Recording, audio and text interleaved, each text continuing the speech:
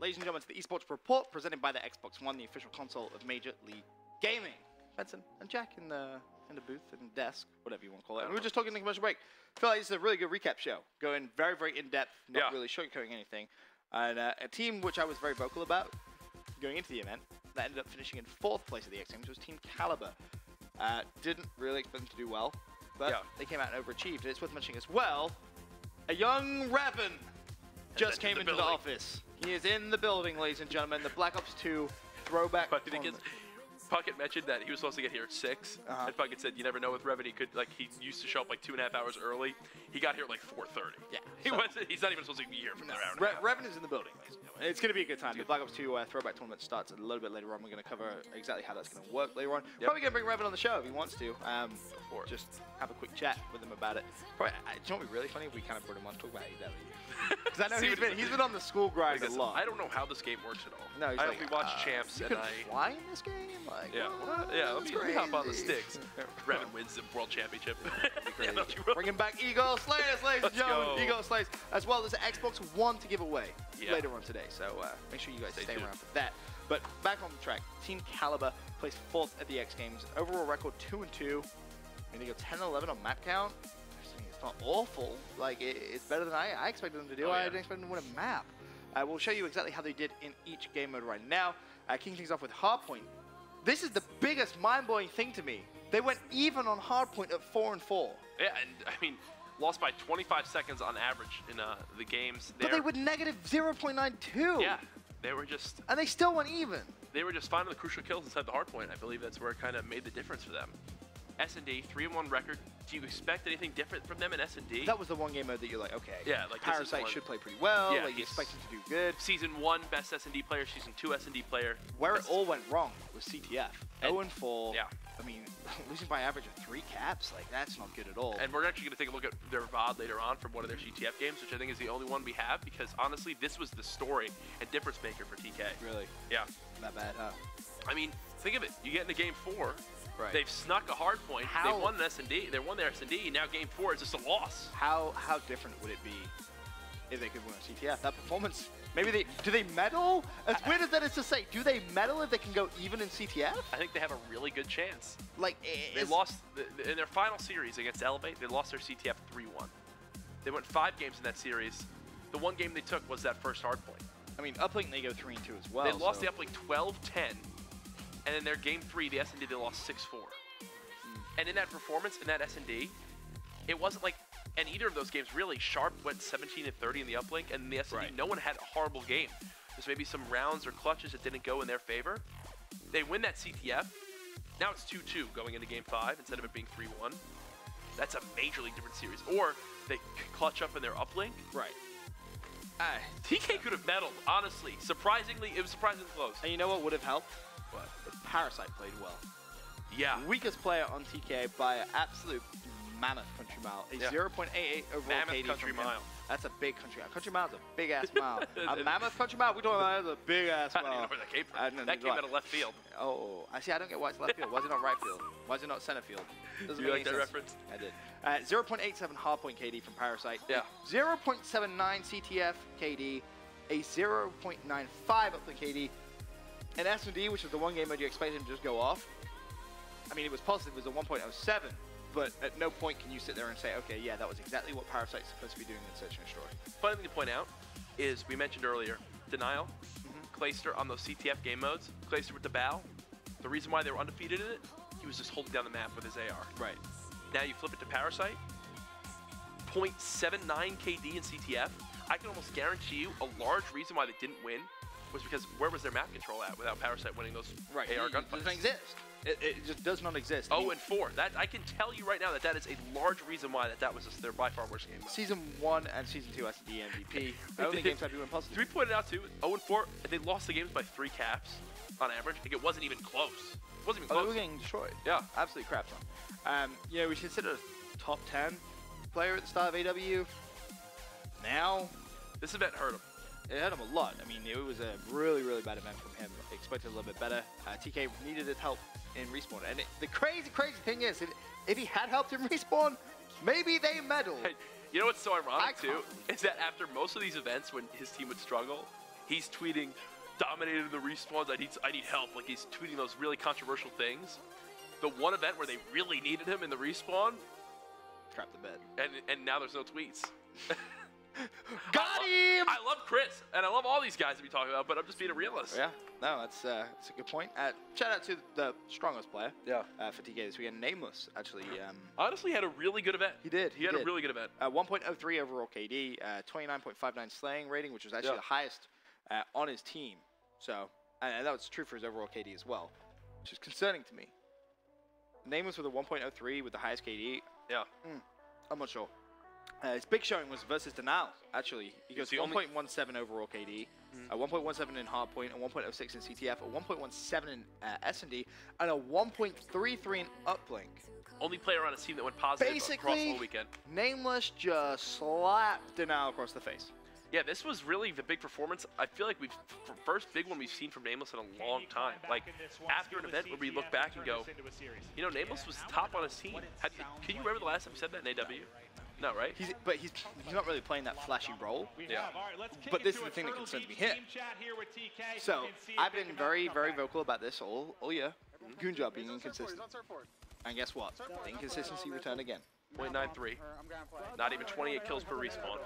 This is Goonjar we're talking about. Yeah. If he plays better. Didn't he play well at Cali? But yeah, that was the last event he played. Like with his sub? Yeah. I feel like he played to me, like, I don't know. Goonjar is not playing well at all. And now, let's set the tone for this game here, because you might be wondering, you know, well, we know Optic didn't lose a single respawn all weekend long, like game mode all weekend long, but TK goes into this game, it's 2-1. Right. They've done what they could in taking the S&D, which is what you need to do. Yep. CTF, as you said, many people regard as the game mode that can kind of be a little crazy, and that's not why we're seeing it. That's why it's not going to be played anymore after this event. This game, if they win this, it's now 2-2 in the series, and they give themselves a chance. If they lose this, it's 3-1 heading back into a hard point. You might as well just not even play it. Right. You might as well just leave your controller. So it's when you look at it, it's completely troubling that, I mean, you're up against a team like Optic Gaming, but when you see the final score of this game, it wasn't even close. Yeah, it was a bit of a TK loses 5-1. Yeah. And the crazy thing is, so Parasite right now is 3-4. Yeah. He finishes the game with 16 kills. And what was the game we watched for? Come back up like with 14? When have you ever seen stuff like that from Parasite? I would argue, when have you ever seen stuff like that? And look, now it's 1-1. Like, they're showing up in this game. Up until this point, Slaying is even. Yeah, essentially. Like, Scump is 2-5. They shut down Scump for the start of the game. And you kind of knew that this team was just not going to work. And in a game mode like CTF, I think it just really highlighted that this team just wasn't really working. I mean, communication is there. It's just, I think it's more kind of like trust in teammates. Yeah. And that's something that TK just don't, or this form of TK don't have. TK making a team change, we've talked about it with everyone. I would bet every penny in my bank account. I would too. We should put it together, do a whip around in the office, put all the money, and then take a large bet with doing a team change. Honestly, I'm surprised, and this may surprise you, surprised the team change didn't come Sunday night. Right, or even Saturday night. Yeah. That's amazing. As soon as TK were eliminated, I'm surprised they didn't announce the team change. Now, you mentioned that. Maybe that saves a team. Like maybe they wind up staying together a little bit longer because instead of making a rash decision, maybe they try to fix things. No. I mean, maybe. No. I know. I'm just trying to. There's no way. Let's sugarcoat it. Like it's gonna happen. The team change is inevitable. This team just has not worked. So far. But they still place 4th, which is impressive. Yeah, I gotta give them mad props for that, because I did not expect it. I mean, even saw Parasite tweeting, like, really happy with how the team performed this weekend. We pulled off 4th, proud of these guys, because no one gave them any chance of winning even one series, and they took 2. I mean, this was that first round. Like, coming up against Optic Gaming, imagine they play a little bit better in the season. They don't get 8th seed. Imagine if they're on the other side of the bracket. Does that change things? Do they then maybe get into the medals? Yeah. Like, playing at something first round is just... That's brutal. And again, Optic didn't lose a respawn all weekend. Yeah. So... And up until this point in the game, like at this point, 2-1, yeah, Optic has a lead, but I mean, they still have a chance. If you get Parasite that's not 5 and 9, you know what I'm saying? Like now, But then it's gunfights like this, right? So with a minute left, Parasite has that flag. Okay. And you're kind of looking at it like, okay, well, you know, he needs to stay alive. And then he starts pushing in towards blue there in the minimap, and just gets completely like, I think in a second he's about to get obliterated. yeah, it looks like there's one I think player it's right here. pushing for purple. He's still staying alive, but now the supporting cast around him is beginning to fall.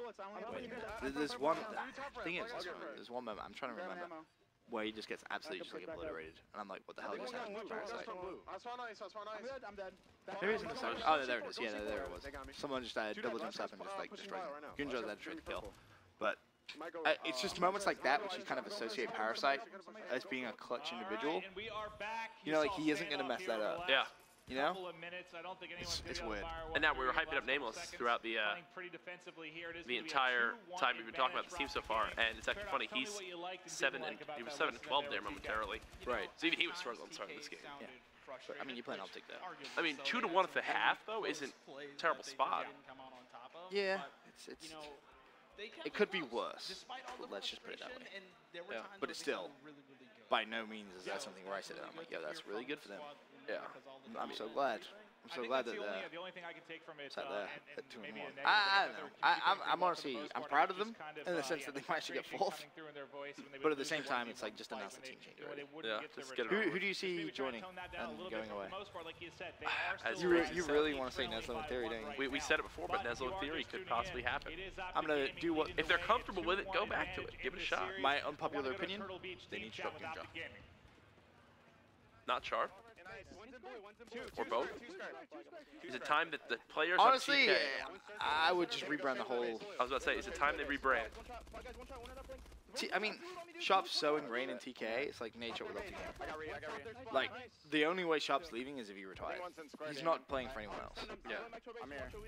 It comes down to, do TK believe that they can win with Sharp? Now, going into Black Ops 3, maybe they're thinking about that. But... This team, Nameless, Parasite, wouldn't surprise me if both of those leave. 100% on Parasite. But then again, you say that, they place 4th with Parasite performing. Imagine a teammate which didn't underperform. Who would you put on? Do you know what I would say? Someone like Swanee. On this team? Yep. You give him a solid assault rifle player? Like a solid one. Well, didn't we see this weekend, we saw Parasite and Nameless with Bals? That's my point. You give him a solid So Bal who do you player? get rid of? Parasite or Nameless? Or both? Parasite. I would just get rid of Parasite in this. And keep the rest of this team? Or just Swanee, Nameless? I would say picking up Swanee would make a lot of sense. I mean, you could argue Madcat, but I wouldn't even waste my time with that. I would say Swanee. Swanee would be a really smart pickup for this team. Now, is TK the type to, like, and this is once again completely out left field, to go with a pick like General as a player? General's stats, though, the thing TK needs is someone who can kill things. Yeah. And I feel like that's the story of TK for since its existence, right? Like, Goonjar and Black Ops 2 and Ghost, yeah, was okay. They had Formal for a little bit, but that they need more killing things. You need to kill things. Like, it's so important. Like, and you look at the guys over at E6, like, yeah, they had a great team event, but there was no individual statistic, which was like, yo, this guy was just out of this And they like the same story of Team Revenge, right? To a lesser extent, maybe. Someone like an Octane, Yeah. on this squad, he'd be potent. He really would be very good. I mean, and it comes back to that where it's like, TK is one of the bigger orgs in Call of Duty. Their Twitter account is over 150,000 followers. They have a YouTube presence, all that stuff. So they're kind of building themselves into being a very small, or much smaller Optic Gaming to a certain extent, where they have a team house that they've built around. They have a support structure there. They call themselves a TK family. Like, you know what I'm saying? Like, people really do enjoy being a part of the organization, I would say, to where they are. So it comes to a point now where it's like, is that something they completely build around? And you mentioned Sharp. You've seen those issues with Optic where they get so close where I feel like it's kind of turning into fear. You know what I'm saying? Where it's a big name. It's a big name, and you're like, yo, this team has had like past success. It's like, okay, but what are they gonna do now? And like think Fit to a point, fell though, off the Fear? map completely. Like they oof. I don't think that happens to TK though. I don't think it happens to TK in the same way. Like But TK's in a like, competitive environment, I can see it happening.